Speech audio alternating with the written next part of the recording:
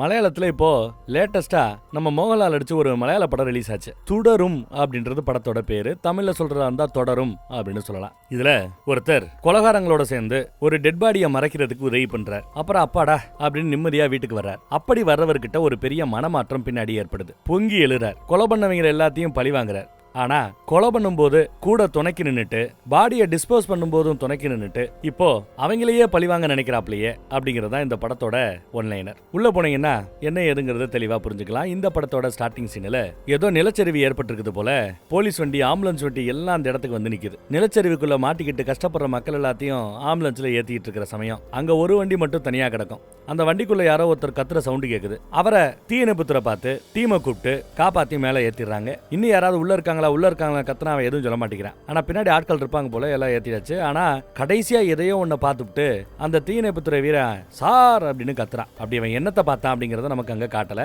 அப்படியே கட் பண்ணி பிளாஷ்பேக்கு போறோம். பிளாஷ்பேக்ல பார்த்தா நம்ம படத்தோட ஹீரோ ஒரு டிரைவர் பழைய பென்ஸ் வண்டியை ஓட்டிக்கிட்டு இருக்காரு. சபரிமலைக்கு போற சாமியார்கள் எல்லாம் சிறப்பா அங்க ஐயப்பர் கோயிலுக்கு கூட்டு வர்றது அந்த வழி இது எல்லாமே அவருக்கு அத்துப்படி. ரோடெல்லாம் கூட்டமா வர்ற யானைகளை பார்த்து பயப்பட தேவையில்லை. தனியா 1-2 யானை வரும் பாத்தீங்களா, அதைத்தான் பார்த்து பயப்படணுங்கிறாப்ல பேசிட்டு போறாரு. ஆனா அதே சமயம் அந்த பக்கம் பாருங்க, யானை கூட்டம் ஒண்ணு குடும்பத்தோட எவ்வளவு ஜம்முன்னு நிம்மதியா சந்தோஷமா படுத்து கிடக்குதுன்னு பாருங்க. அப்பதான் படத்தோட பேரே போடுறாங்க. அப்புறம் இந்த படத்துல நம்ம ஹீரோவுக்கு ஒரு பெஸ்ட் ஃப்ரெண்ட் இருக்கிறாப்ல. ஒரு காலத்துல 2 பேரும் ஸ்டண்ட் மாஸ்டரா வேலை பார்த்தவங்க. இந்த சண்டை எல்லாம் ஹீரோஸ் போட மாட்டாங்க, ஸ்டண்ட்ல பண்ற ஆட்கள் தான் போடுவாங்க டூப்பு போட்டு. அப்படி அடிதடி எல்லாம் பயங்கரமா கத்துக்கிட்ட 2 பேர். நம்ம ஹீரோ மோகன்லாலுக்கு ஃப்ரெண்டா இருக்கிறது விஜய் சேதுபதி. விஜய் சேதுபதி கல்யாணம் பண்ணிக்கிட்டது சோபனாவை. அவங்களுக்கு ஒரு அழகான ஆண் பிள்ளை உண்டு. பின்னாடி விஜய் சேதுபதி ஒரு ஆக்சிடென்ட்ல இறந்து போன பிறகு, ஒரு சினிமா ஷூட்டிங்ல இறந்து போன பிறகு ஃப்ரெண்டா இருந்த நம்ம மோகன்லால் சோபனாவை கட்டிக்கிட்டார். அப்புறம் அவங்க குடும்பமாகி அவங்களுக்கு ஒரு பெண் குழந்தையும் உண்டு. இதெல்லாம் அப்படியே போட்டோஸ்லயே நமக்கு காட்டுறாங்க. ஒரு ஆவரேஜ்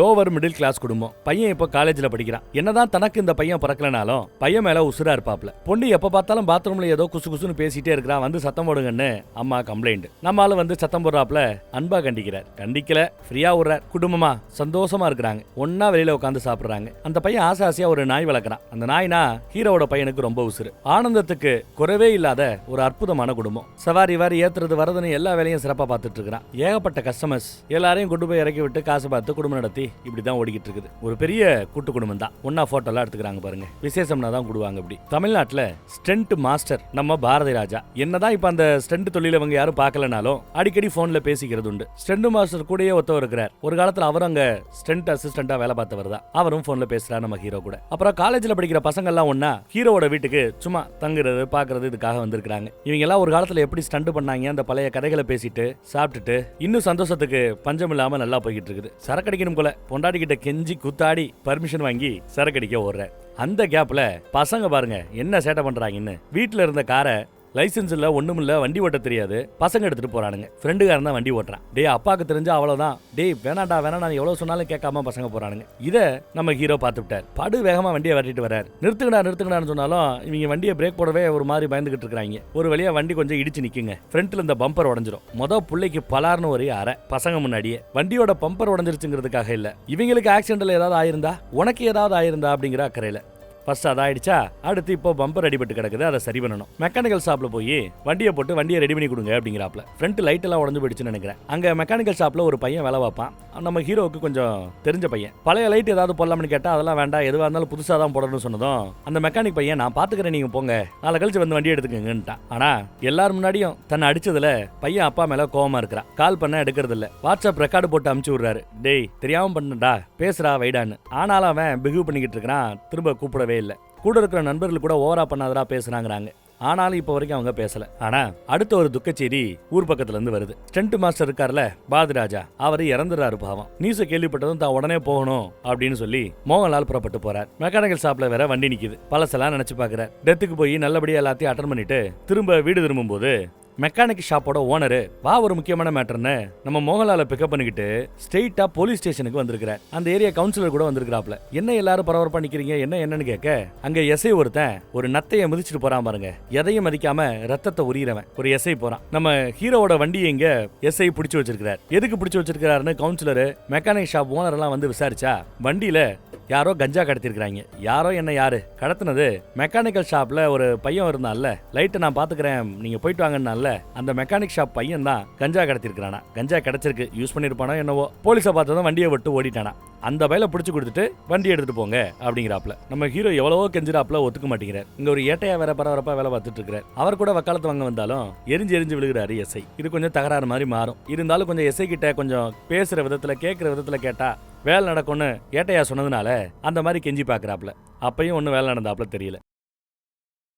வண்டி ஃபுல்லா தூசி துப்பையா கிடக்கிறத பார்த்துட்டு வண்டியை தண்ணி போட்டு கிளீன் பண்ண ஆரம்பிக்கிறார். இதை பார்த்தது எஸ்ஐ, இதெல்லாம் உனக்கு தேவையில்லாத வேலை, இந்த வேலையில இங்க பார்க்க கூடாது, உங்க வீடு நினைச்சிட்டியா அப்படின்னு சத்தம் போடுற. சரி இந்த மெக்கானிக் பையன் எங்கன்னு அவன் வீடை கண்டுபிடிச்சு அங்க போய் கேட்டா வீட்டை விட்டு ஓடி போயிட்டானா. 2 நாள் ஆச்சான், வீட்டு பக்கம் வரவே இல்லையா. அவனை தேடி இங்க யாரும் வரக்கூடாதுன்ட்டாங்க. சரி ஏதாவது கொஞ்சம் பணங்கன்னு லஞ்சமா கொடுத்தா வேலை நடக்கும்னு அது கூட முயற்சி பண்ணி பாக்குறார். கூட இன்னும் சில பேர் வந்து உதவி பண்றோங்கிறாங்க. ஆனாலும் மறுபடியும் நம்ம பைய வண்டியை கிளவு போய் அவர் வண்டியை தொடக்கூடாதுன்னு பிரச்சனை பண்ண, பதிலுக்கு இவர் ஏகுற, பதிலுக்கு அவர் எதுக, சட்டையை பிடிக்கிற ரேஞ்சுக்கு ஆயிப்போச்சு. வண்டியை கொடுக்க முடியாது, என்ன வேணையோ பிடிங்க போடா அப்படின்னு எஸ்ஐ இவ்வளவு எரிஞ்சு விழுகிறார். இவ்வளவு ஆணவம் ஆகக்கூடாது, ஆகவே ஆகாது. வக்காலத்துக்கு வாங்க வந்த அந்த அரசியல்வாதி கூட இதெல்லாம் சரிப்படாத, நான் கிளம்புறேன்னு கோவப்பட்டு கிளம்பி போறார். வண்டியில் என்ன நம்மளால கொஞ்சம் டென்ஷனாவே தெரியுறாப்ல. சரி ராத்திரி எஸ்ஐக்கு மேல இன்ஸ்பெக்டர் இருப்பாப்ல, அவர்கிட்ட கேட்டு கொஞ்சம் நைஸா கேட்டு வண்டியை வாங்கிட முடியுமான்னு ஆட்டோல ஏறி கிளம்பி இங்க வரார். இன்ஸ்பெக்டர் பாக்கணும்னு காத்து கிடக்குறாரு. இன்ஸ்பெக்டர் பாக்குறதுக்கு ரொம்ப நல்ல மனுஷன் மாதிரி தெரியுறாப்ல. நல்ல ஜாலியா சிரிச்சு பேசுறாரு. உட்காருன்னு மரியாதை கொடுத்து உட்கார வைக்கிறாரு. அப்போ டேபிள்ல இருந்த ஒரு பைக் ஹெல்மெட், அந்த ஹெல்மெட்டை எடுத்து கீழே தரையில வைக்கிறத கவனிக்கலாம். அப்புறம் இந்த தகராறெல்லாம் சொல்லி என் வண்டியை கொடுங்க, ஒன்னும் பெருசா நடக்கல, எவனோ ஒருத்தன் என் வண்டியை தப்பா பயன்படுத்துறதுக்கு என் வண்டியை பிடிச்சி வைக்கிறது நியாயமா அப்படிலாம் விசாரிச்சுட்டு இருக்கிறாப்ல. சரி ஒன்னும் பெரிய விஷயம் இல்ல, எப்பா அந்த சாவி எடுத்து கொடுப்பா அப்படின்னு எஸ்ஐ கிட்ட சொல்ல எஸ்ஐ முழிக்கிறார். சார் என்ன சார் அப்படி இப்படிங்கிறாப்ல. சரி வண்டி எடுத்து வெளியே வைப்பா அப்படின்னு சொன்னதும் எஸ்ஐ நான் தான் வண்டி எடுத்து வெளியே வைப்பேன்னு அடம் பிடிச்சு வண்டியை எடுத்து வெளியில வச்சுட்டு மறுபடியும் சாவியை வச்சுக்கிறேன். வண்டியெல்லாம் நல்லா தானே இருக்கு, வண்டி எடுத்துட்டு போ அப்படின்னு சொல்லும் போது அப்பையும் கொடுக்க மாட்டேன்னு எஸ்ஐ அடம் பிடிக்கிறார். எதுக்கு எவ்வளவு அகங்காரம், இவ்வளவு ஈகோ இருக்கக்கூடாது ஏங்கிறாப்ல. அப்போ காதுக்கு பக்கத்துல வந்து ஏதோ முணுமுணுக்கிறார். அப்புறம் இன்ஸ்பெக்டரோட செயல்ல லைட்டா மாற்றம் தெரியுது. சரி வண்டியை கொடுக்குறோம், அதுக்குள்ள ஒரு சின்ன வேலை இருக்கு. நம்ம கூட வேலை பார்க்குற ஒருத்தவருக்கு அவரோட பிள்ளைக்கு கல்யாணமா, ஏட்டையா வேலை பார்க்கறாருல, ஏட்டையாவோட தங்கச்சி கல்யாணம் ஒன்று நடக்குதான். அதுக்கு எல்லாரும் போறாப்புல இருக்கிறோம், அங்க மட்டும் போயிட்டு வரலாம், என்ன உன் வண்டியிலே போயிடலாம் அப்படின்னு சொல்லி அவனையே வண்டி ஓட்ட சொல்லிவிட்டு கூட ஜம்முன்னு உட்காந்து அழகா போயிட்டே இருக்கிறாங்க. அப்படி போய்கிட்டு இருக்கும்போது நம்ம ஆளோட சொந்த கதை சோக கதை இது எல்லாத்தையுமே இன்ஸ்பெக்டர் கேட்டு தெரிஞ்சுக்கிறார். ஷூட்டிங் ஸ்பாட்ல ஆக்சிடென்ட் நடந்தது, ஆக்சிடென்ட்ல ஃப்ரெண்டு இறந்து போனது, ஃப்ரெண்டோட பொண்டாட்டிய குழந்தையோட சேர்ந்து இவன் கல்யாணம் பண்ணிக்கிட்டது, அப்புறம் இவங்களுக்கு ஒரு பெண் குழந்தை பிறந்தது, மொத்த கதையும் சொல்லியிருப்பார். அப்புறம் கல்யாண ஃபங்க்ஷனுக்கு வந்தாச்சு. இங்க இன்ஸ்பெக்டர் எஸ்ஐ எல்லாம் ஜம்முன்னு சரக்கடிச்சிட்டு இருக்காங்க. ஜாலியா இருக்காரு இன்ஸ்பெக்டர், சிரிச்ச முகமாவே இருக்கிறாப்ல, நல்ல மனுஷன் போல. இந்த பக்கம் முன்னப்பட தெரியாத ஒரு கல்யாணத்துக்குள்ள நம்மளால எப்படி நிக்கணும்னு தெரியாம நின்றுட்டு இருக்கிறார். சில பசங்க டான்ஸ் ஆட கூட இவரும் சான்றார பார்த்துட்டு ஆடு ஆடுன்னு சந்தோஷமா ஆட சொல்றாரு இன்ஸ்பெக்டர். அப்புறம் அங்க சரக்கெல்லாம் அடிச்சு முடிச்சு விட்டு கிளம்ப போற சமயம் அந்த கல்யாணம் யார் வீட்டு கல்யாணம்? ஏட்டையா வீட்டு கல்யாணம். ஏட்டையாவோட தங்கச்சி கல்யாணம். ஏட்டையாவை வண்டியில ஏத்திட்டு ராத்திரி இந்நேரத்துல போய் மீன் பிடிக்க போகணும்னு கிளம்புறாங்க. வலு கட்டாயமா நம்ம ஹீரோவையும் கிளம்புன்னு கூட்டிட்டு போறாங்க. இன்ஸ்பெக்டர், எஸ்ஐ, ஏட்டையா. இதுல ஏட்டையாவுக்கு வீட்டு விசேஷம், கல்யாணம் நடந்துட்டு இருக்குது. இந்நேரத்துல போய் ஏட்டையாவும் கூட்டிட்டு கிளம்புறாங்க. மீன் பிடிக்கணுமா, வேண்டா வெறுப்பா வண்டி ஓட்டிட்டு போய்கிட்டு இருக்கிறான். இதுல வேற ரோடே இல்லாத மண் ரோடு. இதுல எல்லாம் வண்டி போனா தாங்குமான்னு புலம்பிக்கிட்டே தான் நம்மளால வண்டி ஓட்டிட்டு போய்கிட்டு இருக்கிறார். இதுக்கு மேல வண்டி நகராது, வண்டிக்குள்ள தண்ணி ஏறிச்சுன்னா பிரச்சனை பெருசாயிடும், நான் வண்டி எடுக்க மாட்டேன், நடந்து போங்க, நான் கூட வரேன் அப்படிங்கிறப்ப நம்மளால பேசிட்டு இருக்கிறான். அப்பதான் உண்மையை சொல்ல ஆரம்பிக்கிறான் நம்ம இன்ஸ்பெக்டர். இதே கார்ல டிக்கிக்குள்ள ஒரு பொணம் இருக்குதான். நம்ம ஏட்டையாவோட தங்கச்சியை ஒருத்தன் லவ் பண்றேன்னு சொல்லி மிரட்டி இருந்திருக்கான். அதுவும் கல்யாணம் ஆற சமயமா பார்த்து பொண்ணை தூக்க பார்த்திருக்கான். பொண்ணு கூட நெருக்கமா இருந்த போட்டோ எல்லாத்தையும் வெளியில ரிலீஸ் பண்ணிடும் சொல்லி மிரட்டி இருக்கிறான். சமாதானமா பேசி முடிக்கலான்னு பார்த்தா அதுக்குள்ள நம்ம ஏட்டையாவோட அப்பா பொண்ணை பெற்றவரு கோவப்பட்டு கைய வச்சுட்டாராம். பையன் செத்துட்டானா. இப்போ பாடியை யாருக்கும் தெரியாம அடக்கமணம் தான் வந்திருக்கோன்னு சொன்னதும் பயந்து போனவன் ஒரு செகண்ட் அதிர்ச்சியாகி இன்ஸ்பெக்டரோட சட்டையை பிடிச்சு என்னையா சொல்ற, நீங்க பண்ண கொலைக்கு நான் உடந்தையா இருக்க முடியாதுன்னு சட்டையை பிடிக்கிறான். ஆனாலும் வேற வழி இல்ல, நீ உடந்தையா இருந்துதான் ஆகணும் அப்படின்னு எஸ்ஐயும் பிடிச்சுக்கிறார். பாரு, நீங்க எதுவுமே செய்ய போறதுல, இந்த பாவத்துல உனக்கு பங்கு இல்ல, நாங்க தான் பாவம் பண்ணவங்க, நாங்க அதை கழிச்சுக்கிறோம், நீ கண்டும் காணாம இருந்தா போதும், அதுதான் உனக்கு நல்லது, உன் குடும்பத்துக்கு நல்லது, புரியுதுல அப்படின்னு மிரட்டுறார். ஏட்டையோட முகத்தை பார்த்தா கூட அவர் ஒரு மாதிரி இந்த மேட்டரை கேட்டு பீதியில இருக்கிறாப்ல தான் தெரியுது. அப்புறம் வண்டி ஒரு இடத்துல ஏதோ ஒரு காட்டுக்குள்ள ஒரு இடத்துல போய் நிக்குது. டிக்கில இருந்து பாடியை தூக்கிட்டு கிளம்புறாங்க. ஒரு மூட்டைக்குள்ள பாடி கிடக்குது. நம்ம ஹீரோ வீட்டுல இருக்கிற மூட்டை, டிக்கில கிடந்த சாக்கு, அந்த சாக்குக்குள்ள தான் பாடியை கட்டி தூக்கிட்டு போறாங்க. அப்படி தூக்கிட்டு போகும்போது கால் மட்டும் லைட்டா தெரியும். எதுக்க வேற ஒரு வண்டி வேற வருது. வண்டியை ஓர விட மாட்டியா, நடுரோட்ல தான் விடுவியா அப்படின்னு சத்தம் போட்டு ஒருத்தர் வண்டி ஓட்டிட்டு போறாரு. காட்டுல அந்த பக்கத்துல கிராமத்து ஆட்கள் ஏதோ திருவிழா மாதிரி கொண்டாடிட்டு இருக்காங்க. இவங்க ஒரு வழியா பாடிய எங்கேயோ புதைச்சிட்டு ஜம்முன்னு வண்டியில வந்து ஏறி உட்காந்து வண்டி எடுங்கிறாங்க. வண்டியை எடுத்துட்டு வந்தாச்சுங்க. இந்த திருவிழாவெல்லாம் கடந்து ஒரு வழியா வீடு வந்து சேர்ந்துருச்சு. வீட்டுக்கு வரதுக்குள்ளே இவருக்கு போதும் ஆயிடுச்சு. வண்டி பாருங்க எவ்வளவு கன்றாவியா கிடக்குதுன்னு. பொண்டாட்டி என்ன வண்டி இவ்வளவு கன்றாவியா கிடக்குது அப்படின்னு விசாரிச்சா எதுக்குமே பதில் சொல்லாம போய் உட்கார்றாரு. டென்ஷனா இருக்கிறார். அது புரிஞ்சுக்காம அந்த அம்மா கத்திக்கிட்டே இருக்க ஒரு மாதிரி டென்ஷனா இருக்கிற பார்த்துட்டு என்னையானு பக்கத்துல வந்து ஆறுதலா உட்காருவாங்க. யாரு? பொண்ணு வந்து உட்கார்றா. என்ன இவ்வளவு ஆறுதலா உட்காரான்னு பார்த்தா செலவுக்கு காசு வேணும்னு காசல பட்ட பாத்துருக்கா. அப்புறம் நம்ம ஹீரோ டிக்கியை ஓபன் பண்ணா டிக்கில ஃபுல்லா ரத்த கரை இருக்குது. டிக்கில கிடக்கிற மேட்டை எடுக்கும்போது பின்னாடி ஒரு பர்ஸ் கிடக்கிறத கவனிக்கிறார். இறந்து போன அந்த பையனோட பர்ஸா இருக்கும்னு நினைக்கிறேன். அதே சமயம் காஃபி போட்டுட்டு பொண்டாட்டி இந்த பக்கத்துல வந்ததும் பர்ஸ் அந்த பக்கத்துல தூக்கி போட்டார். இவங்க வீட்டு தோட்டத்துக்குள்ள பர்ஸ் விழுந்துடுச்சு. பர்ஸை கண்டுக்காம இவர் ஆட்டுக்க டீ சாப்பிட உட்காந்துட்டார். குளிக்கும் போது பார்த்தா ஒரு பாவத்தை பண்ணிட்டோமே, அவங்களுக்கு துணை போயிட்டோமே அப்படின்னு இவருக்கு வருத்தம். உட்கார்ந்து எவ்வளவு கதறி அழுகிறாருன்னு பாருங்க. அப்புறம் ஆத்து பக்கமா வண்டி எடுத்துட்டு போய் கழுவுன்னு கழுவுறார். வண்டியை ஃப்ரெஷ் ஆக்குறார். அப்புறம் போலீஸ் ஸ்டேஷன்ல இருந்து கூட்டு விட்டுருக்காங்க போல. கால் பண்ணா காலை அட்டன் பண்ணல, அதனால ஆளமிச்சு கூட்டு விட்டுருக்காங்க போல. இனிமே போனை எடுக்கணும் அப்படின்னு சத்தம் போடுறாரு இன்ஸ்பெக்டர். எஸ்ஐயும் அப்படிதான் தெரிஞ்சிட்டு இருக்கிறாரு அங்கிட்டும். இவங்க பேசுறது வெளியே கேட்க கூடாதுன்ட்டு கண்ணாடி எல்லாம் மூடி சாத்துறாங்க. என்னடா போன் பண்ண எடுக்க மாட்டேன்னு எஸ்ஐயும் மிரட்டுறாப்ல. இனிமே எடுப்பா நம்ம ஆளு அப்படிங்கிறாரு இன்ஸ்பெக்டர். என்ன விட்டுருங்க, உங்க வழி எனக்கு செட் ஆகாதுன்னு சொன்னாலும் நம்ம வழின்னு சொல்லுங்கிறாரு. ஆனா இப்படி டெட் பாடியை புதைச்ச மேட்டரை வேற யார்ட்டையாவது சொன்ன குடும்பத்தோட புதைச்சிருவோம் அப்படின்னு மிரட்டி அனுப்பிச்சுறாங்க. நம்ம ஹீரோக்கு ஒரு மாதிரி பதட்டம். மேபி இறந்து போன அந்த பையன் மெக்கானிக்கல் ஷாப்ல ஒருத்தன் வேலை பார்த்தான்ல, அவன் மேல தானே இப்போ கஞ்சா கடத்தினான்னு பழிய போட்டாங்க போலீஸ். அந்த மெக்கானிக் பையன் ஒருவேளை இறந்து போயிருப்பானோ அப்படின்னு இவருக்கு எண்ணம். இதை புரிஞ்சுக்காம பொண்டாட்டி எரிஞ்சு விழ பதிலுக்கு இவரு எரிஞ்சு விழுந்துட்டாரு. சோகத்தோட உச்சத்துல இருக்கிறார். அவரால் நிம்மதியா தூங்க முடியல, சாப்பிட முடியல. அவர் போட்டிருந்த ட்ரெஸ்ஸை கூட எரிச்சிட்டாப்ல. அப்புறம் பையன் கோவமா இருந்தால அப்பா அடிச்சு விட்டாருன்னு பையனை ரீச் பண்ண முயற்சி பண்றாங்க. பையன் போனே எடுக்கல போல. விசாரிச்சதுல பையன் ஹாஸ்டல்லையும் இல்ல போல. வீட்டுக்கும் வரல, ஹாஸ்டலுக்கும் வரல, காலேஜ்லயும் இல்லங்கிறதுனால பையனை காணாமேனு கம்ப்ளைண்ட் கொடுக்கறதுக்காக வந்திருக்கிறார். கம்ப்ளைண்ட் எழுதி கொடு தம்பி, பிள்ளைய கண்டுபிடிச்சு கொடுக்குறோங்கிறாரு இன்ஸ்பெக்டர். இவருக்கு இப்போ பயம் இன்னும் அதிகமாகுது. ஒருவேளை அன்னைக்கு புதைச்ச அந்த சடலம் தான் புள்ளையோட சடலமா இருந்தா அதை தெரிஞ்சுக்கணும்னு அன்னைக்கு டிக்கில ஒரு பர்ஸ் கிடந்தது இல்ல, பொண்டாட்டி காஃபி கொண்டு வந்ததுனால பக்கத்துல தோட்டத்துக்குள்ள வீசி எறிஞ்சாரு. அதை இன்னைக்கு ராத்திரி தேடி கண்டுபிடிக்கிறார். அந்த பர்ஸை ஓபன் பண்ணி பார்த்தா பயங்கர அதிர்ச்சி. ஏன்னா அந்த பர்ஸுக்கு சொந்தக்காரன் உள்ள இருந்த போட்டோ நம்ம ஹீரோவோட பையனோட போட்டோ. அவ்வளவுதான், அழுதா மேட்டர் வெளியில தெரிஞ்சிடும். சத்தம் போட்டு கூட அழ முடியாம தொண்டையை பிடிச்சி கவிக்கிட்டு அழுன்னு அழுகிறார். பாத்ரூம்குள்ள போய் கதறி அழுகிறார். கீழெல்லாம் விழுந்து அழுகிறார் பாவம் மனுஷன். அந்த பையனை எப்படியெல்லாம் பார்த்துப்பாரு வளர்த்திருப்பாரு, இப்படி ஆயிப்போச்சுன்னு அழுகிறார் பாவம். இதுல வேற போலீஸ் ஸ்டேஷன்ல இருந்து நம்ம ஹீரோ கிளம்பும் போது அங்க இருக்கிற ஒரு பைக்கு தன் பிள்ளையோட பைக் மாதிரி தெரியுதுன்னு கேட்க, எப்பா ஒரே மாதிரி ஏகப்பட்ட பைக் ரெடி பண்ணி அனுப்புறாங்க, போப்பான்னு அனுப்பிச்சு வச்சிருப்பாங்க. இப்ப அந்த பைக் எங்க இருந்து இடமாத்திடலாமான்னு எஸ்ஐ விசாரிக்கிறார். அவன் பழிவாங்கிறதுக்கு ஏதாவது பண்றதுக்கு வாய்ப்பு இருக்கு அப்படிங்கிறாரு இன்ஸ்பெக்டர். நம்ம ஹீரோ முத வேலையை எங்க போறான்னு பாருங்க. ஏட்டையாவோட வீட்டு பக்கம் தான் போறான். தூங்கிட்டு இருந்தவரை வீட்டுல இருக்கவங்க ஊசி போட்டு வெளியில கூட்டு வர்றாங்க. யாரோ தெரிஞ்சவங்க வந்திருக்காங்கப்பா, என்னன்னு பாருப்பான்ட்டு. மழை வேற ஜோரா பெஞ்சிட்டு இருக்கு. என் புள்ளைய என்னடா பண்ணீங்கன்னு கேட்க, அவர் சத்தியமா எனக்கு எதுவும் தெரியாதுங்கிறாப்ல. ஆனா நம்புறதுக்கு நம்ம ஆளு தயாராக இல்ல. இதுக்கு நடுவுல ஒரு கால அவன் கம்ப்ளைண்ட் கொடுத்தா பாடி இருந்தாதானே எஸ்ஐ இன்ஸ்பெக்டர் மாட்டுவாங்க. பாடியை இடமாத்திரலான்னு புதைச்ச இடத்துல இருந்து பாடியை எடுத்துட்டு வேற ஒரு இடத்துல மாற்றுறதுக்கு சில பேரை அமுச்சு வச்சிருக்கிறார். ஆனா விதியோட விளையாட்டு, அன்னைக்கு தான் நிலச்சரிவு ஏற்பட்டு ஏகப்பட்ட பேர் இறந்தாங்க. ஒருத்தர் ஒரு வேனுக்குள்ள கடைசியா ஏதோ ஒரு மூட்டை கிடந்தது, அந்த மூட்டைக்குள்ள ஒரு கை மாதிரி இருக்கிறது, ஒரு டெட் பாடி மாதிரி கிடக்குது. அதை பார்த்து தான் பயந்து போய் கத்தி இருப்பார். இப்ப அந்த மூட்டை வெளியில வந்துருச்சுங்க. புதைச்ச மூட்டை வெளியில வந்துருச்சு. நம்ம ஹீரோவோட பையனோட பாடி வெளியில வந்துருச்சு. நியூஸ்ல இதை பார்த்துட்டு எஸ்ஐ பதறாரு. என்ன சார் இப்படி ஆயிப்போச்சே, பாடி வந்துருச்சு, இப்ப என்ன பண்றதுன்னு புலம்பிட்டு இருக்காங்க. 20க்கும் மேற்பட்டவங்க அந்த நிலச்சரிவுல இறந்து போயிருக்காங்க. கோணிப்பையில கடந்த அந்த டெட் பாடி யாரோடது, கொன்னது யாருங்கிறதா இப்போ பெரிய பிரச்சனையாக போகுது. பதறாப்ல. சார் ஏதாவது பிரச்சனை வந்துச்சுன்னா நான் தலைமறை ஆயிடுவேங்கிறாரு எஸ்ஐ. அதெல்லாம் அவசியம் இல்லடா, நான் பாத்துக்கிறேன்டாங்கிறாரு இன்ஸ்பெக்டர். அடிக்கிற மலையில எங்கேயோ கிளம்பி வர்றாரு. எங்க? நம்ம ஹீரோட வீட்டுக்கு தான். ஹீரோ இல்ல, பொண்டாட்டி புள்ள தான் இருக்கு. அவங்க கிட்ட ஒரு ஹாய் சொல்லிட்டு அவன் வந்தானா என்ன வந்து பார்க்க சொல்லுங்க. அப்பாவுக்கும் பிள்ளைக்கும் ஏதோ தகராறாமே. தகராறுல புள்ளையவே கொண்டு போட்டானாமே அப்பன், ஒழுங்கா வந்து சரணடைய சொல்லுங்கன்னு சொல்லிட்டு போக குடும்பம் அதிர்ந்து போகுது. கதறி அழுகிறாங்க. அதே சமயம் அந்த பக்கம் பார்த்தா ஏட்டையாவை நம்ம அழுத்துக்கிட்டார். ஏன்டா என் புள்ளைய கொண்டீங்கன்னு கேட்டு சித்திரவதை பண்ண ஆரம்பிக்கிறார். சத்தியமா எனக்கு எதுவும் தெரியாது. கல்யாண வீட்டுல இருந்து என்ன அவங்க தூக்கிட்டு போயிட்டானுங்க, வலுக்கட்டாயமா ஒன்ன மாதிரியே என்ன இழுத்துட்டு போனானுங்க. டிக்கிக்குள்ள டெட் பாடி கிடக்குதுன்னு உன்ட்ட சொன்னாங்கல்ல, அப்பதான் எனக்கும் தெரியும்னு ஏட்டையா புலம்புறார். இருந்தாலும் உண்மையை விசாரிக்கணும்னு சொல்லிட்டு விரலெல்லாம் உடச்சு விடுவான். அவர் கதறாரே தவிர அவர் சொல்றது நிஜம்தான். அதை நம்ம ஹீரோவும் புரிஞ்சுக்கிறார். ஏட்டையாவோட போன்ல இருந்து இன்ஸ்பெக்டருக்கு போனை போட்டு ஏட்டையாவை தூக்கிட்டேன், நீங்க பண்ண பாவத்துக்கு கண்டிப்பா உங்களை பழி வாங்க வேணு போன்ல மிரட்ட ஆரம்பிச்சார். ஆனா போன் பேசின இடத்தை ஈஸியா போலீஸால கண்டுபிடிக்க முடியும். ட்ரேஸ் பண்ணி அந்த இடத்துக்கே இன்ஸ்பெக்டர் வந்துட்டாப்ல, அதுவும் நிறைய போலீஸ்காரங்களோட. அதே சமயம் அந்த பக்கம் பாருங்க. எஸ்ஐக்கு ஏதோ ஒரு வேலை கொடுத்திருக்கிறார். என்ன வேலைன்னா, தான் புருஷனுக்கும் பிள்ளைக்கும் பிரச்சனை இருந்துச்சு, புருஷன் தான் பகையில கொன்னு இருக்கலாங்கிறாப்ல ஒரு ஸ்டேட்மெண்ட்டை பொண்டாட்டி பிள்ளைகிட்ட இருந்து வாங்கணுமா. அதுக்காக பொம்பளை பிள்ளைங்க கூட பார்க்காம அம்மாவை அடி, பொண்ணை சித்திரவதை, இவ்வளவு கூத்தாங்க நடக்குது. இந்த பக்கம் பார்த்தா இதெல்லாம் போலீஸ் ஸ்டேஷன்ல நடந்துட்டு இருக்குது. எப்படி நாங்க கேஸ் எழுத போறோம் தெரியுமா? ஷூட்டிங் ஸ்பாட்ல உன் கூட இருந்த உன் ஃப்ரெண்டையே தள்ளி விட்டு கொலை பண்ணது நீ, ஃப்ரெண்டோட பொண்டாட்டி அதுக்கு பிறகு கல்யாணம் பண்ணிக்கிட்டது நீ, அப்புறம் உங்களுக்கு ஒரு அழகான பெண் குழந்தை பிறந்தது. ஃப்ரெண்டோட பையன் தானே உன் புள்ள, நீ ஒன்னும் பெத்துக்கல இல்ல. அந்த புள்ள உன் பொண்ணு மேல ஆசைப்பட்டு தப்பா நடக்க முயற்சி பண்ணா. மேட்டர் தெரிஞ்சுக்கிட்டு கோவத்துல அடிச்ச அவன் செத்து போயிட்டான். பாடியை மூட்டை கட்டி காட்டுக்குள்ள கொண்டு போய் நீ தான் புதைச்சிருக்கிற.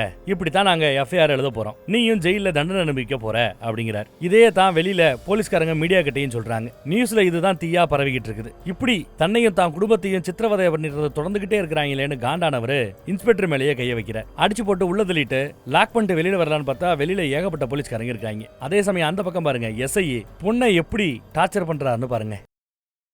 இங்க வரக்கூடிய போலீஸ் எல்லாம் நம்மளால அடிச்சு நகட்டிக்கிட்டு இருக்கிறார். ஏன்னா இதுக்கு முன்னாடி ஸ்டண்ட் தானே வேலை பார்த்தாரு. சோ ஸ்டண்ட் எல்லாம் சண்டையெல்லாம் அவருக்கு அத்துப்படி தொடர்ந்து சண்டை போட்டுட்டு தான் இருக்கிறார். ஆனாலும் ஒரு கட்டத்துல எல்லா பேரும் சேர்ந்து மொத்தமா ரவுண்டு கட்டி பிடிச்சுக்கிறானுங்க. ஒரு மதம் கொண்ட யானையை அடக்கிறதுக்கு சுத்தி இருக்கிற ஆட்கள் முயற்சி பண்ணாங்கன்னா எப்படி இருக்கும், கிட்டத்தட்ட அந்த மாதிரி இருக்கு இந்த காட்சி. அப்பயும் இன்ஸ்பெக்டர் அடங்குறாப்ல தெரியல, இழுத்து கொண்டு வராங்க, போலீஸ் ஸ்டேஷனுக்கு அரெஸ்ட் பண்ணி கூட்டு வராங்க. மீடியால இவங்க சொன்னதை தான் உண்மைங்கிறாப்ல நம்ப வைக்க முயற்சி பண்றாரு. ஊர்க்காரங்க சில பேர் இதை நம்பாம போராட்டம் பண்றாங்க. போலீஸ் ஸ்டேஷனுக்குள்ளேயே கூட்டி வந்தாச்சுங்க. ஆல்ரெடி உன் பொண்டாட்டி பிள்ளைகிட்ட இருந்து ஸ்டேட்மெண்ட் வாங்கிட்டோம், நாங்க சொன்ன கதை நிஜம், என் புருஷன் தான் கொலைகாரன் அவங்க ஸ்டேட்மெண்ட்ல கையெழுத்து போட்டாங்களாம். ஏன்னா அந்த லெவலுக்கு அடிச்சு சித்திரவதை பண்ணி வாங்கியிருக்காங்க. இப்ப நீயும் நீ தான் கொலை பண்ணங்கிறத ஒத்துக்கிட்டேன்னா கோர்ட்ல கொண்டு போய் ஆஜர்படுத்தி தண்டனை வாங்கி கொடுத்துட்டு அடுத்த கட்ட கேஸை பாக்குறதுக்கு நாங்க போயிட்டே இருப்போம்னு எப்படி மிரட்டி உட்கார வச்சிருக்காங்க பாருங்க. கொலை பண்ணது இன்ஸ்பெக்டர் தான், பாடியை டிஸ்போஸ் பண்றதுக்கு தான் வேற வழி இல்லாம உதவி பண்ணோம் எஸ்ஐ. அதனால தான் சேஃப்னு நினைச்சிட்டு இருக்காரு. ஆனா பொண்டாட்டி புள்ளைய உண்மையை ஒத்துக்க சொல்லி லைட்டா தான் விசாரிக்க சொன்னேன், நீ என்னடா காட்டுத்தனமா அடிச்சிருக்கிற, பிரச்சனை பெருசாச்சுன்னா மாட்டிப்படான்னு சொன்னதும் அவன் ஒரு செகண்ட் பயப்படுறான். யோ என்ன ஏன் மேல பழிய போறேன்னு, விடு விடு விடு விடு அதெல்லாம் ஒண்ணு நடக்காது பாத்துக்கலான்னு அவருக்கே ஒரு செகண்ட் மரண பயத்தை காட்டிட்டு போறாரு இன்ஸ்பெக்டர். இதை பார்த்து நம்ம ஏட்டையா இங்க பாருங்க, ஜெயிலுக்குள்ள கிடக்கிற நம்ம ஹீரோவுக்கும் நமக்கும் ஒரு வித்தியாசமும் தெரியல. அவன் செல்லுக்கு அந்த பக்கத்துல இருக்கிறான், நாம இந்த பக்கம் இருக்கிறோம். மித்தபடி நாம எல்லாருமே இன்ஸ்பெக்டருக்கு அடிமையா தான் இருக்கிறோங்கிறாரு ஏட்டையா. ஏட்டையாவுக்கு இந்த தப்புல எல்லாம் பெருசா உடன்பாடு இல்ல. நீங்க அடிக்கிற இந்த கூத்தெல்லாம் எவ்வளவு நாளைக்கு, இந்த கூத்தெல்லாம் எவ்வளவு நாள் மீடியா நம்பணும், நானும் பார்க்கத்தானே போறேங்கிறாரு லோக்கல்ல இருக்கிற அரசியல்வாதி. நம்ம தாண்டா ஆண்டோம், நாங்க எழுதுறதாண்டா எஃப்ஐஆர் போட அப்படிங்கிறாரு இன்ஸ்பெக்டர். நியூஸ்ல இந்த கதை தான் ஓடிக்கிட்டு இருக்குது பாவம். அடுத்து கோர்ட்ல ஆஜர்படுத்தி தொடர்ந்து விசாரணை பண்ணணும். ஏன்னா இவர் இன்னும் தான் பண்ணது நான் தான் பண்ணேங்கிற அந்த உண்மையை ஒத்துக்கல, அந்த பொய்யை ஒத்துக்கல. ஸோ 15 நாள் விசாரணை பண்ணணும்னு ஜெயிலில் வச்சு விசாரணைக்கணும்னு கேட்டுக்கிறாங்க. கோர்ட்டும் சரின்னு ஒத்துக்குச்சு. 15 நாள் விசாரணைக்காக நீங்க போலீஸ் ஸ்டேஷன்ல வச்சுக்கலான்ட்டு. இன்னும் சீண்டி பார்த்துக்கிட்டு தான் இருக்கிறார். இதுதான் உன் தலையெழுத்து, அக்செப்ட் பண்ணிக்கோன்ட்டு. இதுல வேற நம்மளால ரிட்டையர் ஆக போறாரு போல தெரியுது. அதுக்கான சொற்பொழிவெல்லாம் ஆத்திக்கிட்டு இருக்கிறாப்ல. இன்னும் சில நாட்கள்ல ரிட்டையர் ஆக போறார். ரிட்டையர்மெண்ட் பார்ட்டிக்காக பிரியாணி பண்ணிருக்காங்க. அதை சாப்பிட சொல்லி ஏட்டையா மூலமா கொடுத்து விட்டுருக்காரு இன்ஸ்பெக்டர். சாப்பாடை கொண்டு போய் வச்சாச்சு, தண்ணியை கொண்டு போய் வச்சாச்சு. ஆனா 2-3 நாளா பச்சை தண்ணி கூட குடிக்கல, சாப்பிடாம உள்ள கிடக்குறாரு நம்ம ஹீரோ. சாப்பிடாம கிடந்து செத்து போயிருவானு நம்மளால பயப்படுறாரு எஸ்ஐ. அவன் செத்த தாண்டா நல்லது. ஏன்னா இப்போ ஊரும் உலகமும் மீடியாவும் நாம சொன்ன கதையை நம்பிடுச்சு. இனி அவன் செத்தானா எல்லாம் சரிப்பட்டு தான் வரும். ஏற்பாடெல்லாம் பண்ணியாச்சு. நைட்டு நிறைய டியூட்டிக்கெல்லாம் நிறைய போலீஸ்காரங்களை வச்சுக்காத.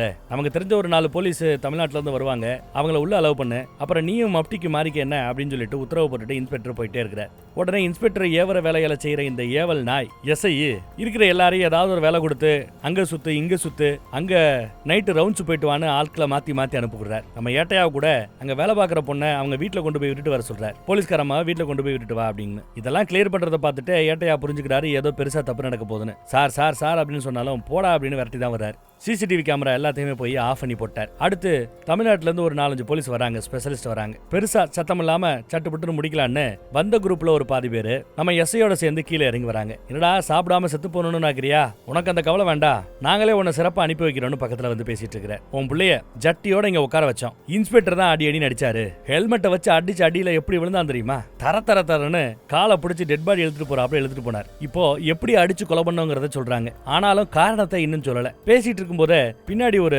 நம்ம ஹீரோவோட கைலிய வச்சு கழுத்துல சுருக்கு போட பார்க்க கைய உள்ள விட்டு இறுக்கி பிடிச்சிட்டார். சுருக்கு போடுறதுக்கு முன்னாடி உசாரானவர் எல்லாரையும் அடிச்சு பொழந்து கட்ட ஆரம்பிக்கிறார். உங்க வீட்டு எங்க வீட்டு அடி இல்ல, இந்த தடவை மரண அடி அடிக்கிறார். கீழே டிடிஎஸ் எஃபெக்ட்ல ஏகப்பட்ட சவுண்டு கேட்டுக்கிட்டு இருக்குது. அதையெல்லாம் கேட்கிற மேல இருக்கிற ஆட்கள் கீழே பலமான அடி விழுந்துகிட்டு இருக்குது போல, அவன் ஜெத்தாம் போல அப்படின்னு பேசிட்டு இருக்க எஸ்ஐ அடி வாங்கி வெளியில வந்து விழுவார். எல்லா பேரும் அடி வாங்கிட்டு இருக்காங்க. அடி கொடுக்கறது தான் நம்ம கைதின்னு அவங்களுக்கு தெரியல. அதை பார்த்துட்டு அவங்களும் களத்துல இறங்க அவங்களையும் சேர்த்து வச்சு துவம்சம் பண்ணிட்டு இருக்கிறாப்ல. அங்க நம்ம ஏட்டையா போனார்ல, அவர் ஒரு ஆட்டோ ஸ்டாண்டுக்கு போய் அந்த பொண்ணை ஆட்டோல ஏத்தி விட்டுட்டு மறுபடியும் போலீஸ் ஸ்டேஷனுக்கு வரார். இந்த பாவத்தை செய்ய வேண்டாம் வேணான்னு சொல்றதுக்காக வராரு போல வேகமா. இங்க பார்த்தா எல்லா பேரையும் அச்சு பொளந்து கட்டிட்டு இருக்கிறார். உங்க வீட்டு எங்க வீட்டு அடியில மரண அடி. ஆல்மோஸ்ட் எஸ்ஐ எல்லாம் சாகர ஸ்டேஜுக்கு அடி வாங்கிட்டு கிடக்குறான். கண்ணாடி எல்லாம் அடிச்சு நொறுக்கி கழுத்தை பிடிக்கிறார். அதே சமயம் அந்த பக்கம் நம்ம ஏட்டையா ஓடியாந்து சார் வேண்டாம் சார்னு நம்ம ஹீரோவோட தான் தடுக்க முயற்சி பண்றார். அப்போ அங்க கிடந்த ஒரு லாக் எடுத்து கைவிலங்கு எடுத்து ஏட்டையாவை அங்கேயே கட்டி போட்டார். ஏன்னா ஏட்டையாவுக்கு இந்த பாவத்துல பங்கு இல்லைன்னு அவருக்கு தெரிஞ்சிருச்சு. எப்படி தான் புள்ளைய அவன் தூக்கிட்டு போனானோ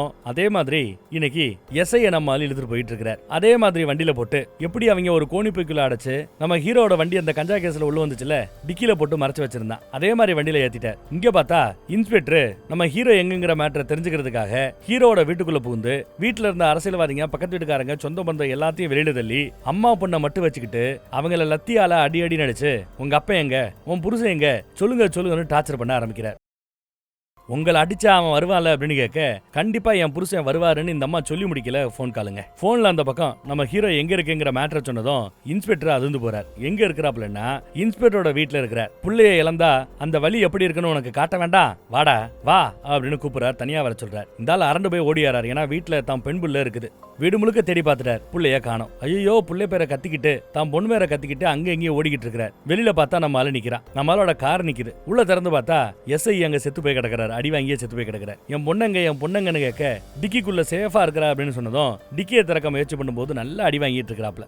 ஒரு கட்டத்துல எல்லா அடியையும் தாண்டி டிக்கி ஓபன் பண்ணா உள்ள டெட் பாடி இல்ல. என்னாச்சுன்னு கேட்டா புதைச்சாச்சுங்கிறாரு. ஐயோ என் புள்ள போச்சேன்னு மறுபடியும் சண்டைக்கு வர மாத்தி அடிச்சுக்கிறாங்க. நிறைய அடி வாங்குறாரு இன்ஸ்பெக்டர். புலின்னு அடி விழுகுது. உங்க வீட்டு எங்க வீட்டு அடியில பயங்கரமான அடி. இதுல ஒரு கூத்து என்னன்னா அப்பா அடி வாங்குறத இன்ஸ்பெக்டர் அடி வாங்குறத வீட்டுக்குள்ளேயே இவ்வளவு நேரம் ஒளிஞ்சுக்கிட்டு இருந்த பொண்ணு ஜன்னல் வழியா பாக்குறா. கத்தல போலீஸுக்கு இன்ஃபார்ம் பண்ணல. அடி வாங்குறத பாத்துக்கிட்டே இருக்கிறா அவ. இப்ப பிளாஷ்பேக்ல அந்த பையனை டெட் பாடி நினைச்சிட்டு இழுத்துட்டு போனாங்கல்ல, அப்படி இழுத்துட்டு போகும்போது மூச்சு இருந்திருக்குங்க. கை விரல் அசையுது, மூச்சு இருக்குது. அதை பார்த்ததுமே சார் உசுர் இருக்கு சார் ஹாஸ்பிட்டலுக்கு கூட்டு போலாமான்னு எஸ்ஐ கேட்டா இன்ஸ்பெக்டர் துணியை குர்றான துணியை வாங்கி அந்த பையனோட மூச்சை அடைச்சு கதற சாடிக்கிறார். அதே சமயம் கல்லால கையெல்லாம் அடிச்சு நொறுக்கிட்டு அடுத்து ஒரு கவரை உள்ள போட்டு எப்படி தான் புள்ள மூச்சு முட்டி செத்தானோ அதே மாதிரி இவனும் சாகணும்னு மூச்சை பிடிச்சிட்டாப்ல. தான் அப்பா சாகிறத ஜன்னல் வழியா பார்த்துட்டு இந்த பொண்ணு கதறி வருத்தப்பட்டு அழுதுட்டு இருக்குது. இந்த பொண்ணு இப்போ இவ்வளவு கதறி அழுகிறது தான் அப்பா இப்ப சாகறானே அதுக்காகவா அப்படின்னு கேட்டா இல்ல. இப்பதான் பிளாஷ்பேக்கு போறோம். பிளாஷ்பேக்ல பார்த்தா இந்த கொலை நடந்ததற்கான காரணமே இந்த பொண்ணு தான். ஏன்னா இந்த பொண்ணும் நம்ம ஹீரோவோட பையனும் 2 பேரும் லவ் பண்ணி இருந்திருக்காங்க. அந்த மேட்டர் அப்பாவுக்கு தெரிஞ்சு போச்சு. பாத்ரூம்குள்ள மேட்டர் தெரிஞ்சதுமே ஒளிஞ்சுக்கிட்டு அப்பா இனிமே செய்ய மாட்டப்பா, என்ன எதுவும் பண்ணாதப்பா, என்ன எதுவும் பண்ணாதப்பான்னு அழுகிறா பொண்ணு. ஏன்னா அந்த லெவலுக்கு டார்ச்சர் பண்ணக்கூடிய ஆளு அப்பா போல. பாத்ரூம் கதையை உடச்சுக்கிட்டு பொண்ணை வந்து டார்ச்சர் பண்ணிருக்கிற பொண்ணுக்கே இந்த நிலைமை என்ன. அப்ப அந்த லவ் பண்ண பையன் நம்ம ஹீரோவோட பையன் அவனை ஜட்டியோட உட்கார வச்சு உனக்கு என்னடா நாங்கெல்லாம் எவ்வளவு பெரிய ஆண்ட பரம்பரை தெரியுமா, எங்க வீட்டுக்குள்ள வரதே பெரிய தப்பு, இதுல என் வீட்டு மருமகன் ஆகணுமாக்கணும் அப்படின்னு சொல்லி அடின்னு அடிக்க ஆரம்பிக்கிறாப்ல. அப்பதான் யோ நிறுத்தியா, நீ எப்பேற்பட்டவனு உன் பொண்ணு ஆல்ரெடி சொல்லிட்டா, உங்க அம்மா இறந்த பிறகு நீ என்னெல்லாம் பண்ணேன்னு எனக்கு தெரியும்னு சொன்னதும் வெளியில இதை சொல்லுவேன்னு சொல்லி மிரட்டும் போதுதான் ஹெல்மெட் வச்சு ஓங்கி ஒரு அடி. பொண்டாட்டி செத்த பிறகு இவர் என்ன கூத்து பண்ணாருன்னு தெரியல. இவன் உயிரோட இருக்க கூடாதுன்னு முடிவு பண்ணி தான் மூச்சை பிடிச்சி நிறுத்தி இருப்பாப்ல. அப்புறம் நம்ம ஹீரோ வந்து ஏன் சார் என் வண்டியை பிடிச்சி வச்சிருக்கீன்னு விசாரிக்கும் போது புள்ளைய அடிக்கிறதுக்கு பயன்படுத்தப்பட்ட அந்த ஹெல்மெட் இருக்கும். டேபிள்ல இருந்து அந்த ஹெல்மெட் எடுத்து கீழே வைப்பார். புள்ளையோட பாடியை மூட்டை கட்டி இவன் உள்ள பேசிட்டு இருக்கும்போது வண்டியில டிக்கில எசை போட்டிருப்பான். இது எல்லாமே பேரலான நடந்த விஷயம். சரி இப்போ நம்ம ஹீரோ எங்கடான்னு பார்த்தா காட்டுக்கு மத்தியில தான் புள்ளைய புதைச்ச அதே இடத்த பக்கம் வந்திருக்கிறார். ஒண்ணுக்கு 2 டெட் பாடி இருக்குது, 2 அங்க போஸ்டாப்ல. அதே சமயம் இங்க பையனுக்கு இறுதிச் சடங்கு நடக்குது. அந்த இறுதிச் சடங்குல ஏட்டையா வராப்ல. ஏட்டையாவுக்கு பின்னாடியே அழுதுகிட்டு இன்ஸ்பெக்டரோட பொண்ணு வந்திருக்கிறா. இன்ஸ்பெக்டர் பொண்ணு கதறி அழுகிறத ஒரு கட்டத்துல அழுதுகிட்டு இருக்கிற அந்த அம்மாவை கட்டி பிடிச்சு இந்த பொண்ணு அழுகும் போதுதான் அம்மாவுக்கே தான் புள்ள சாவுக்கான காரணம் என்னங்கிற அந்த உண்மை தெரிய வந்திருக்கும். அடுத்து பார்த்தா பண்ண தவறுகளை ஒத்துக்கிட்டு என் புள்ளைய நான் கொலை பண்ணேன்னு சொல்லி கேசு போட்டாங்க. அது ஒரு கொலை, ஆனா நான் பண்ணது 2 கொலை. என் புள்ளைய கொன்னவங்கள கொலை பண்ணிருக்கிறேன்னு தான் பண்ண 2 கொலையில ஒன்னு இன்ஸ்பெக்டர், இன்னொன்னு எஸ்ஐ. ஏன் கொலை பண்ணுங்கிற உண்மையை எடுத்து சொல்ல மீடியாவும் போலீஸ்காரங்களும் ஏன் கோர்ட்டுமே அதிர்ந்து போயிருக்கும். இதுதான் யதார்த்தம்னு சொல்லி படத்தை இந்த இடத்துல முடிச்சிட்டாங்க. வேற ஒரு நல்ல கதையில மறுபடியும் சந்திப்போம். தேங்க்யூ.